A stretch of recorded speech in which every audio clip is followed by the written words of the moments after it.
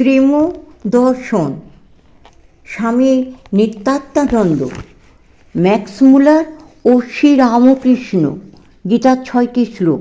দ্বিতীয়, ঠাকুরের পূজা হইয়া গিয়াছে, এখন বেলা 9টা। শ্রীমুখ ঠাকুর ঘরে ভক্ত সঙ্গে ধ্যান করিতেছেন। ধ্যানান্তে মৈত্রায়ণী উপনিষদ পাঠ করিতেছেন। ভক্তগণ কেহ শুনিতেছেন, কেহ কার্যান্তরে গিয়াছেন, শ্রীম বাংলায় অনুবাদ করিয়া বলিতেছেন। শ্রীম বৃহদ্রত রাজা সংসার ও শরীর অনিত্য জেনে বৈরাগ্য করে বনে গেলেন আর ঊর্ধ্ববাহু হয়ে কঠোর তপস্যা করতে লাগলেন। মহর্ষি শাকায়ন্দ এসে বললেন, বৎস বর নাও। রাজা তখন মহর্ষির চরণ ধারণ করে এই গাথা বলছেন। বৃহদ্রত মহর্ষি শাকায়ন্যের প্রতি, ভগবান অস্থি, চর্ম, স্নায়ু, মজ্জা ও মাংস শুক্রশোণিত ও শ্লেষাক্ষু দ্বারা দূষিত, বিষ্ঠা, মূত্র ও বাতপিত্ত কফের আধার, দুর্গন্ধ ও অনিত্য এই দেহ দ্বারা বিষয়ভোগ সাধনের কী ফল? কাম, ক্রোধ, লোভ, ভয়, বিষাদ, ইষ্টবিয়োগ ও অনিষ্টপ্রাপ্তি, ক্ষুৎপিপাসা, জরা, মৃত্যু, রোগ, শোক দ্বারা পরাজিত অনিত্য এই দেহ দ্বারা বিষয়ভোগ করে লাভ কী? এই ক্ষণে জন্ম, পরক্ষণেই মৃত্যু। এইরূপ ক্ষণস্থায়ী তৃণবৎ বিনাশশীল দংশমশকাদির ন্যায় এই সবই দেখছি নশ্বর। এই নশ্বর শরীর দিয়ে নশ্বর বিষয়ভোগ সম্পূর্ণ বিফল। ভারতের মহাধনুর্ধর রাজচক্রবর্তীগণ আজ কোথায়? কোথায় সুদুম্ন, ভূরিদুম্ন ও ইন্দ্রদুম্ন? কোথায় কুবলয়াস্য, যৌবনাস্য, বোধিয়াস্য ও অশ্বপতি? কোথায় গেল শশবিন্দু, হরিশ্চন্দ্র ও অম্বরীশ? কোথায় মনু, উৎক, ক্ষয়াতি, যজাতি ও অনরণ্য? কোথায় আজ উক্ষসেন, উদ্ধ, মরুত্ব, ভরত প্রভৃতি মহাপরাক্রান্ত রাজন্যবর্গ? আত্মীয় পরিজন ও বিপুল ঐশ্বর্য পরিত্যাগ করে কেন তারা পরলোক গমন করলেন? অমিত শক্তি সহায়ে গন্ধর্ব, অসুর, যক্ষ ও রাক্ষস, ভূতগণ, পিশাচ, উরক ও গ্রহ প্রভৃতিকে দমন করাও বিড়ম্বনা মাত্র। সমুদ্রের শোষণ, পর্বতের প্রপতন, ধ্রুবের প্রচলন, তরুগণের উৎপাটন, পৃথিবীর সমুদ্রে নিমজ্জন, দেবগণকে স্বীয় পদ থেকে অপসরণ, বিভূতি বলে এই অসম্ভব সম্ভব করাও নিষ্ফল। শরীর ক্ষণভঙ্গ। ভগবান, আমি অজ্ঞানান্ধ, কূপমণ্ডূকবৎ এই ভবার্ণবে নিমগ্ন। কৃপা করে আমার উদ্ধার করুন, আমি আপনার একান্ত শরণাগত। অনুবাদ শেষ হইল। শ্রীময় এক্ষণে ব্যাখ্যা করিতেছেন। শ্রীম ভক্তদের প্রতি। ঠাকুর বলতেন, তীব্র বৈরাগ্য হলে সংসার পাতকুয়া আর আত্মীয় স্বজন কালো সর্প বলে বোধ হয়। বৃহদ্রত রাজার তীব্র বৈরাগ্য উপস্থিত। আত্মীয় পরিজন, রাজ্য, ঐশ্বর্য, শক্তিলাভ কিছুতেই নাই, কিছুতেই মন নাই। কি সেই ভগবান দর্শন হয়, ব্রহ্মজ্ঞান লাভ হয়, শুধু তার আকাঙ্ক্ষা। ত্রিলোকের অধীশ্বরী হও আর অষ্টসিদ্ধি লাভ করো, সব নিষ্ফল, সব কামিনী কাঞ্চন। যার জন্ম মৃত্যু নিরোধ হয়েছে সেই ধন্য, যার ঈশ্বর দর্শন হয়েছে তিনিই যথার্থ বীর। বৃহদ্রত রাজার এই জ্ঞান হয়েছে। ঠিক ঠিক বৈরাগ্য হলে দেহের উপর মন থাকে না। তখন দেখে দেহ হাড় মাসের খাঁচা, অতি কদর্য বস্তু, পরিণামে বিনাশ। অত বড় বড় সব রাজা, ইন্দ্রদুম্ন, যজাতি, হরিশ্চন্দ্র, মনু, ভরত প্রভৃতি কেহ নয়, সব চলে গেছে। এক ঈশ্বর আছেন চিরকাল।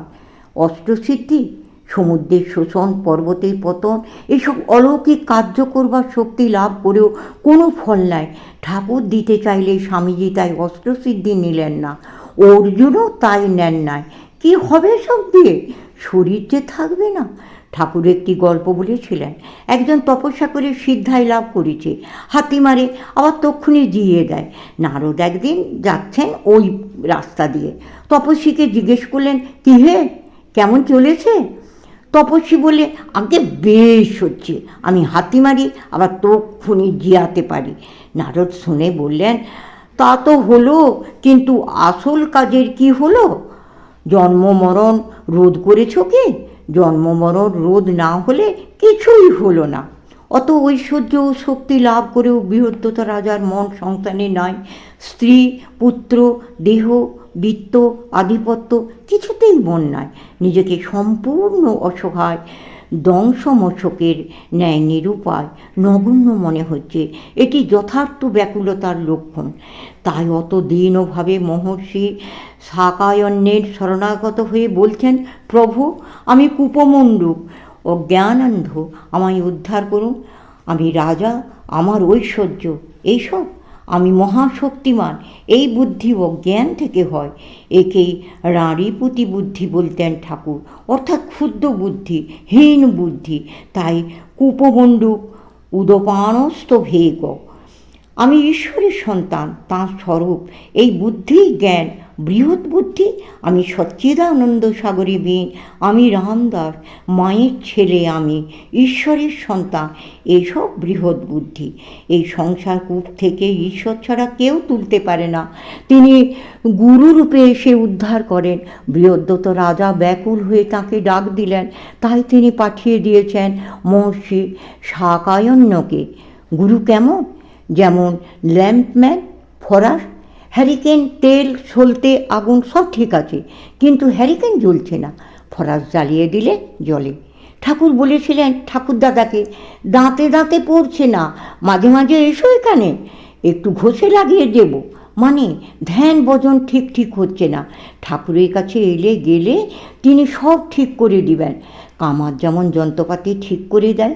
কখনো বলতেন কোদলানো, বলতেন কে যায় কোদলাতে, অত মাটি।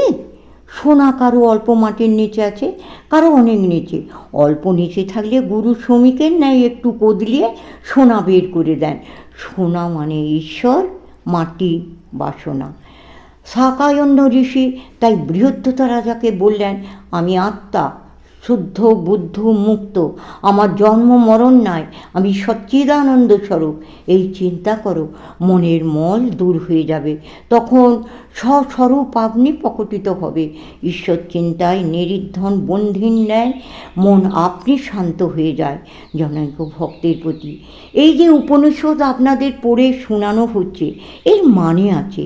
পাছে মনে হয় বেদ উপনিষদে শাস্ত্রে না জানি কি আছে, সব দেখা হলো না।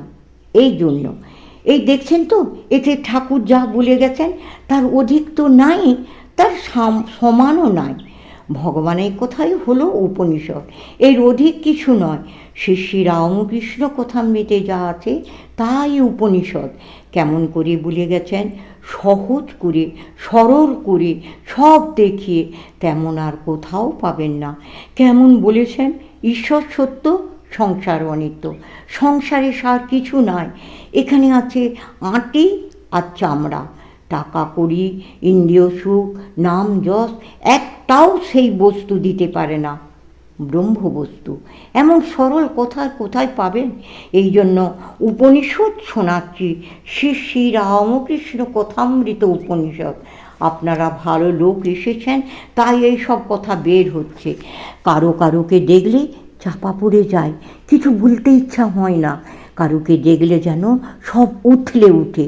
এর মধ্যেই অনেক ভালো ভালো লোক এসেছিলেন, তাদের দেখলে উদ্দীপন হয়। জিতেন, সীতাপতি এরা এসেছিলেন, তখন বেশ উদ্দীপন হতো। সব সময় ঠাকুর বলার না, চেপে রাখেন। কাউকে দেখলে জেগে উঠে, যারা শুধু ভগবানকে চায় আর কিছু চায় না, ব্যাকুল, তাদের দেখলে উদ্দীপন হয়। এমন লোককে দেখলে জোর করে মনে ঈশ্বরীয় কথা ভেসে ওঠে।